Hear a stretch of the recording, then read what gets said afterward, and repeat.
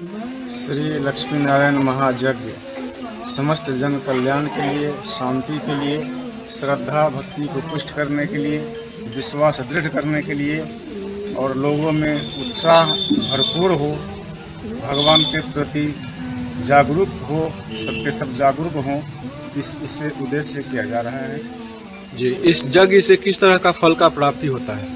इस यज्ञ से सबसे पहले तो भगवान विष्णु के चरणों की मिले और साथ में श्रद्धा दृढ़ हो, इस उद्देश्य से किया जा रहा है। सबको शांति मिले, परम शांति, परम सुख। यज्ञ हो रहा है यहाँ छारापट्टी ग्राम राम जानकी मंदिर में, लखनौर प्रखंड जी, लखनौर पूर्वी पंचायत जी। और यज्ञ में पूरे इर्द गिर्द के 10-15 गांव के आदमी सहयोगकर्ता के रूप में हैं। हम लोग भी हैं, पूरा तन मन धन से लगे हुए हैं जी।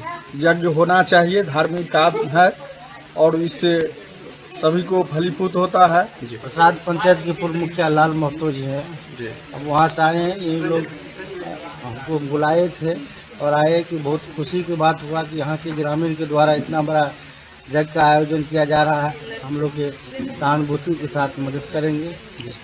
यज्ञ जो है सो सामाजिक बहुत बड़ा एक पर्व होता है और इस यज्ञ से बहुत कल्याण भी होता है।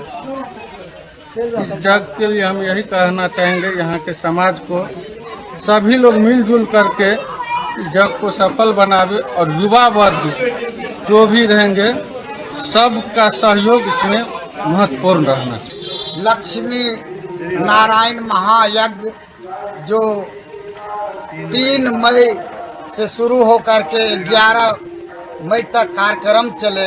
राम जानकी मंदिर छरापट्टी ग्राम लखनऊ पूर्वी पंचायत में यह कार्यक्रम होगा 3 मई से।